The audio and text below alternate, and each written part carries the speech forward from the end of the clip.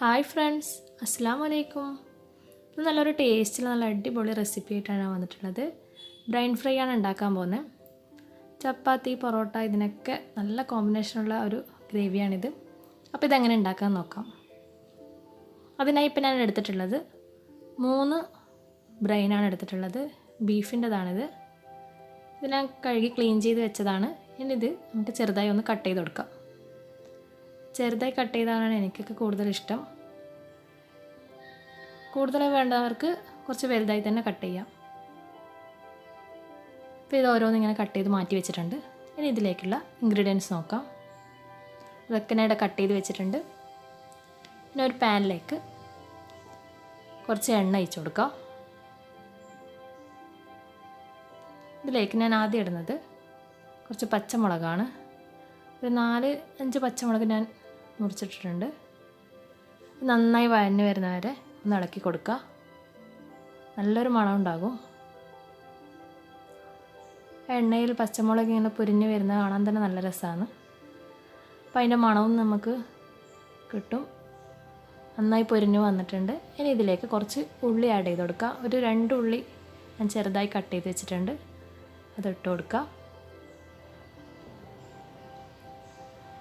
അതും ഒന്ന് ഇളക്കി യോജിപ്പിക്കുക. നല്ല ലോ ഫ്ലെയിമിലാണ് വെച്ചിട്ടുള്ളത്. നന്നായി വഴഞ്ഞു വരുന്നുണ്ട്.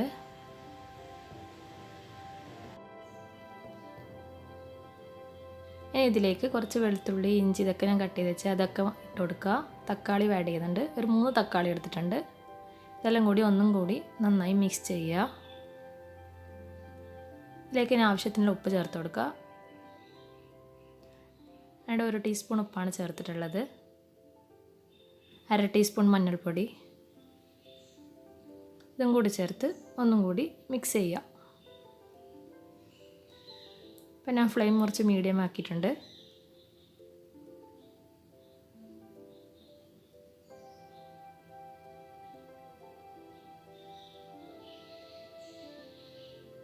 മസാല ഏകദേശം റെഡിയായി വരുന്നുണ്ട്.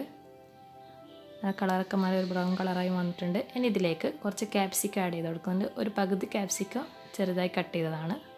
അതും കൂടി ചേർത്ത് കൊടുക്കുക.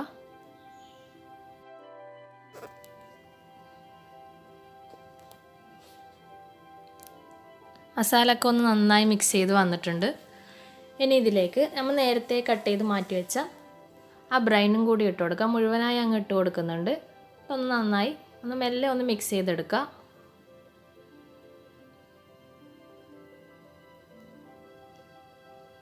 ഇതിലേക്ക് ഇനി കുരുമുളക് പൊടി ഇട്ട് കൊടുക്കുക. 2 ടീസ്പൂൺ കുരുമുളക് പൊടി ഞാനിവിടെ ചേർത്ത് കൊടുക്കുന്നുണ്ട്. എരിവ് കൂടുതൽ ഇഷ്ടമുള്ളവർക്ക് കൂടുതൽ ആഡ് ചെയ്ത് കൊടുക്കാം.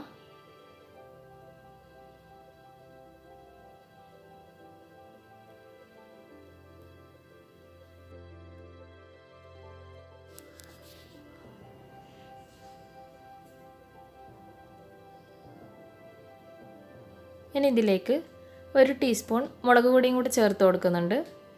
അതും കൂടി ചേർത്ത് ഒന്നെല്ലാം കൂടി ഒന്ന് മിക്സ് ചെയ്ത് വെക്കുക.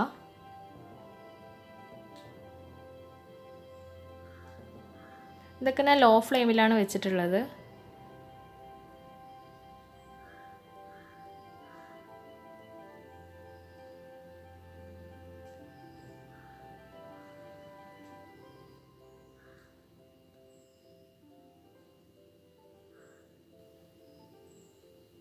ഇനി ഒരു ഫ്രൈ റെഡിയാകുന്നതിന് വേണ്ടി ഒന്ന് 2 മിനിറ്റ് നമുക്കൊന്ന് മൂടി വെക്കാം.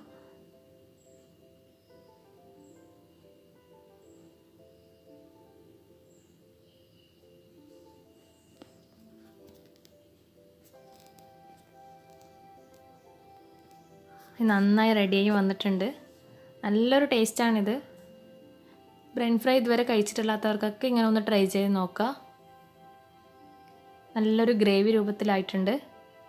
ഇതൊന്നും കൂടി നന്നായി ഒന്ന് മിക്സ് ചെയ്ത് കൊടുക്കുക. ഇതിൻ്റെ വലിയ പീസുകളൊക്കെ ഒന്ന് ഞാൻ ഉടച്ചു കൊടുക്കുന്നുണ്ട്.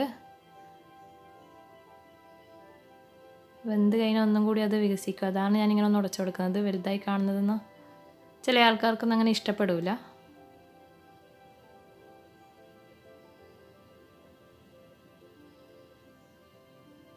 ഇനി ഇതിലേക്ക് കുറച്ച് മല്ലിയില മുറിച്ച് വെച്ചിട്ടുണ്ട്, അതും കൂടി ചേർത്ത് കൊടുക്കുക.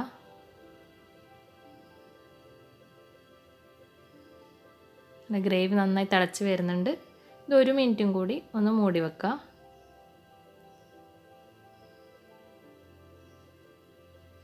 നല്ല ടേസ്റ്റുള്ള ബ്രൈൻ ഫ്രൈഡ് റെഡി ആയിട്ടുണ്ട്.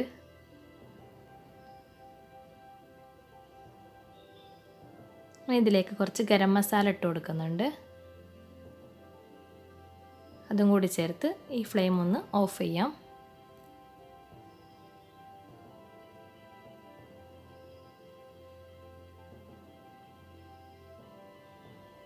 നല്ല അടിപൊളി ടേസ്റ്റുള്ള ഒരു ബ്രൈൻ ഫ്രൈ റെഡി ആയിട്ടുണ്ട്. ഇഷ്ടമായാൽ ലൈക്ക് ചെയ്യുക, ഷെയർ ചെയ്യുക, സബ്സ്ക്രൈബ് ചെയ്യുക. Thanks for watching.